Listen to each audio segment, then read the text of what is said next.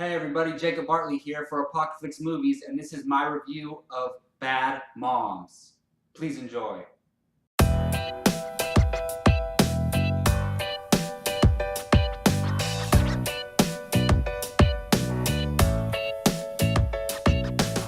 Hey, like I said, Jacob Bartley here, and I'm here to review the comedy Bad Moms. Now, I remember when the trailers first came out for this movie, and I was like, oh, that cast looks amazing. You got Mila Kunis, Kristen Bell, damn it, I forget her name, but I think it's Karen Hahn, the mom. She's from The Visit.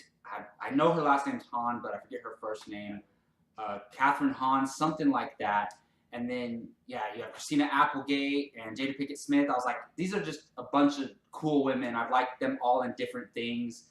And I was really looking forward to it. Hard R comedies are my thing, but I didn't have any high expectations at all.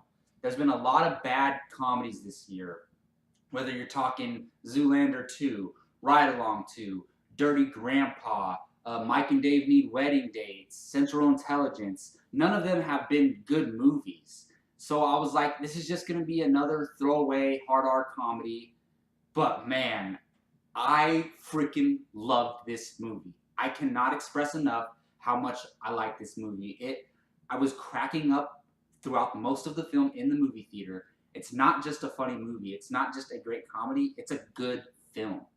They actually care about the characters, and they wrote each character, and not just the three main leads, like the kids of the moms, and this little side characters, and the antagonists, and you know some of the other side characters.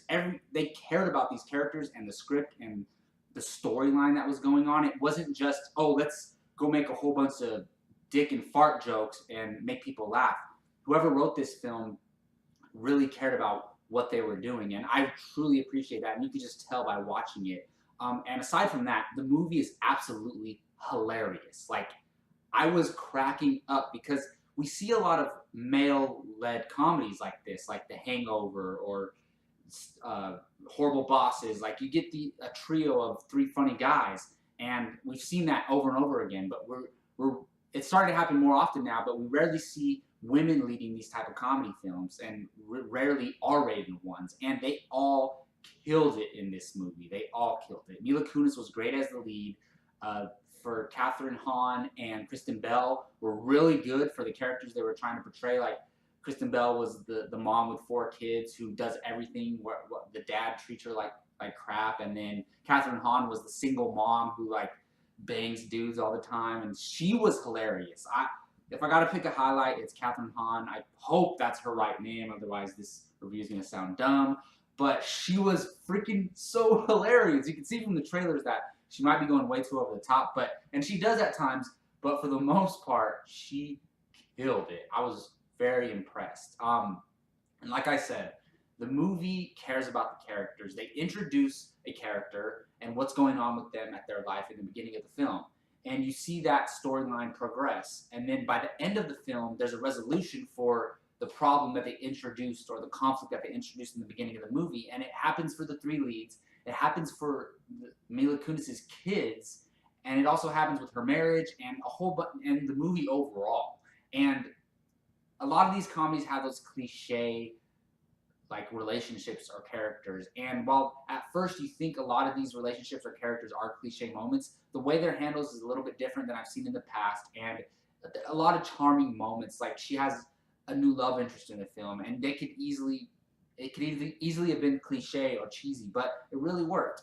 Now, it sounds like this movie was perfect, but it's not. No movie is, and there were problems with it. I said the movie's funny, but there's a few times where the jokes were hit or miss, more hit than miss, but I would say about 25% of the jokes were like, oh man, that was just not funny at all, or that was a little bit way too over the top. But I'm just thinking about this movie right now. I can't stop myself from laughing because I just remembered there's a scene in the grocery store. Going back to positives, had everyone in the whole entire theater laughing their ass off.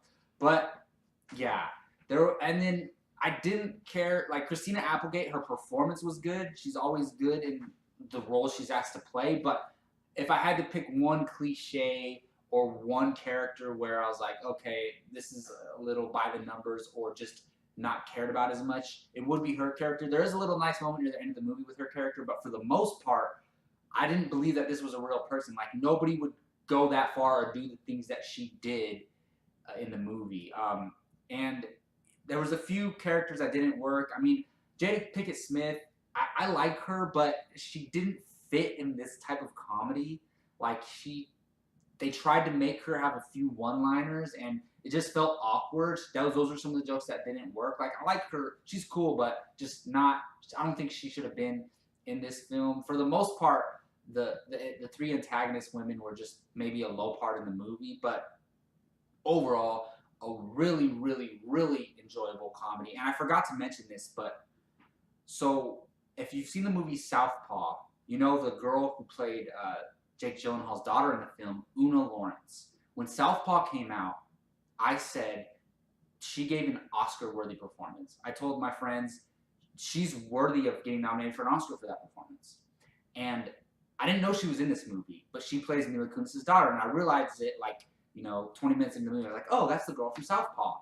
And while everyone's like playing comedic roles in this movie, the way this girl acts in this movie, she's actually acting. Like, she's giving a real performance, and I'm like, wow, she's like acting around everyone in this movie. Like, she makes Mila Kunis look like an amateur actress because this girl was killing it. I'm telling you right now, if Una Lawrence keeps it up and keeps working and works hard, she's going to be winning Oscars one day. That girl is phenomenal. She's just so good. I don't know how to explain it, but she's really good. All right, well, there you have it. My review of Bad Moms. I gave it some positives, a lot of positives, a few negatives, and I'm now going to give it an overall score out of 10. So while I really loved the movie, it's not like, oh, masterpiece. Like, there's comedies that tread masterpiece territory. Like, in my opinion, like 40-Year-Old Virgin. Like, that's like, damn, that I would give that like a 9.5 out of 10. But I really enjoyed this film, but it's not like a great film. It's a good movie, a great comedy. So I'm going to go with a 7.5 out of 10, but I highly recommend this movie. It's worth spending $12 watching in the theaters. I think, especially if you're a female, you're really going to appreciate it. If you like horror comedies, you're really going to appreciate it. So go check out Bad Moms. I highly recommend it. Well, thank you all for listening. That's going to do it for my review of Bad Moms. I am Jacob Bartley for Apocalypse Movies. You can find me on Twitter at @JacobBartley_. On this YouTube channel, subscribe. Please hit that like button. We truly do appreciate it. And hit us up in the comments section. Let us know what you thought of Bad Moms, or if you're looking forward to watching it. And also, follow Apocalypse on Instagram, please. We truly do appreciate that as well. All right, well, thank you all for listening again. Until next time, take care.